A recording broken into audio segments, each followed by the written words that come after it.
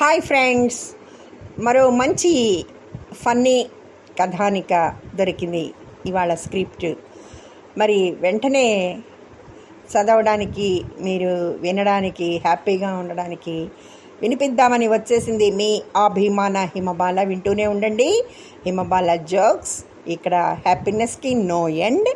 మరి విషయంలోకి వచ్చేద్దామా?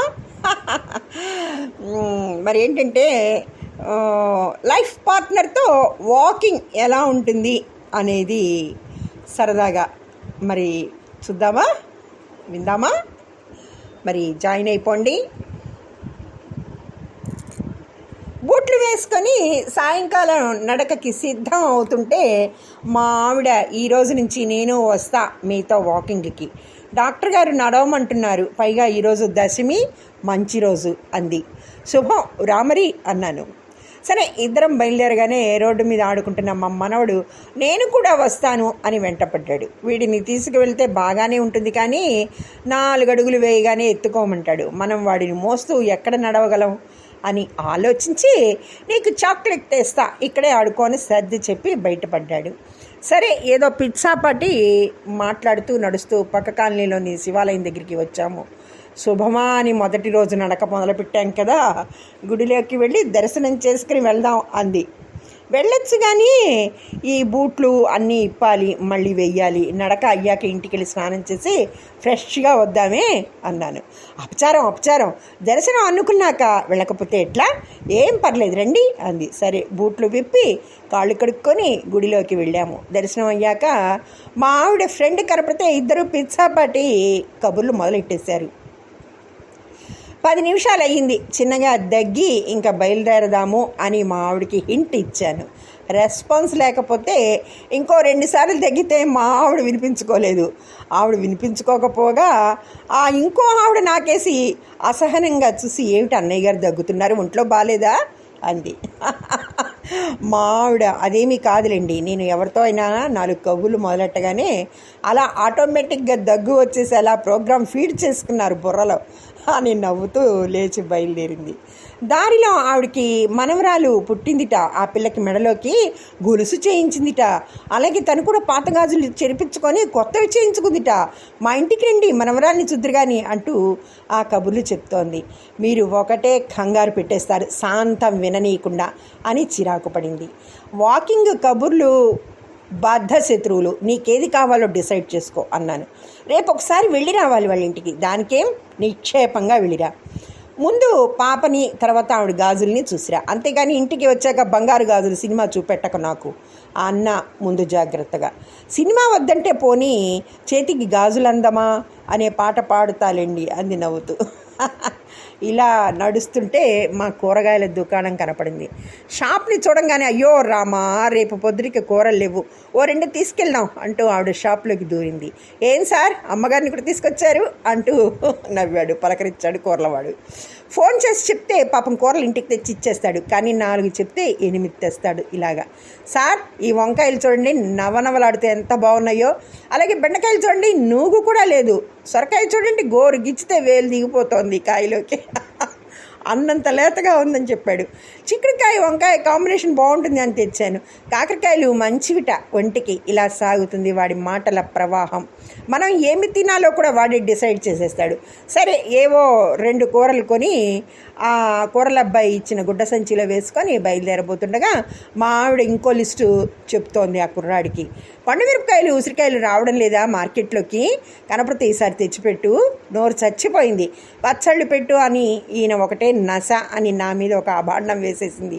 ఎందుకు రావడం లేదమ్మా, చింతకాయలు గోంగూర కూడా తెచ్చేస్తాను రేపు వాటితో పాటు, అలాగే బజ్జీ మిర్చి కూడా, చల్లమిరపకాయలు వేసుకోండి, పప్పులోకి బాగుంటాయి అన్నాడు ఆ అతివాగుడికాయ. భలే జ్ఞాపకం చేసావు అబ్బాయి, తెచ్చేయి, ఆ చేతితోటి మామిడి అల్లం కూడా దొరుకుతుందేమో చూడు, ఈయనకి మహా ఇష్టం అంటోంది మళ్ళీ ఈవిడ. ఎవరన్నా ఈవిడ మాటలు వింటే వీడెవడరా బాబు, బకాసుడికి తమ్ముడా లేక ఘటోద్గజుడికి అన్నయ్య, వీడికి వండి పెట్టలేకే పాపం అలా బక్కగా అయిపోయిందేమో ఆవిడ అని అపార్థం చేసుకుంటారేమో అని నా భయం. కడుపు మండి బూడిద గుమ్మడికాయ ఒడియాలు మర్చిపోయావు అన్నాను వ్యంగ్యంగా. అయ్యో రామా, నిజమేనండి, భలే జ్ఞాపకం చేశారు. ఇదిగో బాబు, విన్నావా? ఆ పాము చెవుల కుర్రాడు ఎందుకు వినడు? వినేశాడు. విని అలాగే అమ్మా అనేశాడు. నీకేమిరా బాబు, అన్నీ తెచ్చేస్తావు, నూనె ఉప్పు కారాలు కొనవలసింది నేను కదా అని మనసులో అనుకుని, ఏమిటి పెళ్ళి పేరంటం ఏదన్నా ఉందా ఇంట్లో? అన్ని పచ్చళ్ళు పెడతానంటున్నావు అన్నాను. అయ్యో రామా, మనకేనండి, రోజు పచ్చడి లేనిది ముద్ద దిగదు కదా, మీరు కూడా ముద్ద ఎత్తరు కదా అని నా బలహీనత మీద దెబ్బ కొట్టింది. కూరల షాప్ నుంచి 10 అడుగులు వేశామో లేదో మా ఆవిడకి పూజా సామాగ్రి షాప్ కనపడింది. అయ్యో రామా, దీపారాధన నూనె నిండుకుంది, ఒత్తులు కూడా కావాలండి అంటూ అందులోకి చొరబడింది. ఆ రెండింటితో పాటు దేవుడికి ఒక కొబ్బరికాయ కొని రోడ్డు మీదకి వచ్చేప్పటికి 10 నిమిషాలు పట్టింది. సరే, ఇంకో 4 అడుగులు వేసేప్పటికి నా వాకింగ్ ఫ్రెండ్ రావు గారు కనపడ్డారు. ఏమిటి దంపతులు ఇద్దరు నడుస్తున్నారు, కార్యమైంది అని అడిగితే, ఏమీ లేదండి, ఈవిడ కూడా వాకింగ్ చేస్తానంటేను అని నసిగాను. అయితే దంపతాంబులాగా దంపత వాకింగ్ అన్నమాట అనే కొత్త కాన్సెప్ట్ అన్నమాట అని నవ్వితే మేము కూడా జత కలిపాము నవ్వుతో. ఇంకో 20 అడుగులు వేయంగానే కంగన హాల్ కనపడితే దాన్ని పావనం చేసింది. తన పిన్నులు, సేఫ్టీ పిన్నులు, జడకి బ్యాండ్లు, నాడాలు, బొట్టుబిళ్ళలు షాప్లోని బీరువాలోంచి మా బ్యాగ్లోకి, నా జేబులో డబ్బు షాప్ గల్లాపెట్టులోకి చేరుకున్నాయి. సరే, ఇలాగే స్టీల్ సామాన్ షాపు, స్వగృహ ఫుడ్స్ కూడా దర్శించాము. ఈ లోపల మా కోడల నుంచి ఫోను. వాకింగ్కి వెళ్ళి చాలాసేపు అయింది మావయ్య గారు, మొదటి రోజే అత్తయ్య గారిని ఊరంతా తిప్పేస్తున్నారా ఏంటి, నడిపించేస్తున్నారా? మీ మనవడికేమో ఏదో తెస్తానన్నారట, ఇక్కడ వాడు రాగం తానం పల్లవి అందుకున్నాడు అని మా వాడి రాగాలాపన 6 రాగంలో డాల్ఫీ డిజిటల్ DTS సౌండ్లో వినపడింది ఫోన్లో. సరే, ఇప్పటిదాకా చేసిన వాకింగ్ అనబడే షాపింగ్ చాలే అనుకుని ఒక చాక్లెట్ కొనుక్కుని జేబులో వేసుకొని రోడ్డు మీదకి వచ్చి కనపడిన ఆటో పిలిచి ఆవిడని కూర్చోమన్నాను. అయ్యో రామా, ఆటో ఏంటండి, ఇంకా 4 అడుగులు వేస్తే ఇంకో 4 అడుగులు ముందుకెళ్ళిపోతే ఆ రామాలయంలో కూడా దర్శనం చేసుకుంటే శివకేశవులనిద్దరినీ కూడా ఒకే రోజున చూసిన పుణ్యం దక్కుతుంది. తర్వాత అలా నడుచుకుంటూ ఇంటికి వెళ్ళిపోవచ్చు కదా అంటోంది.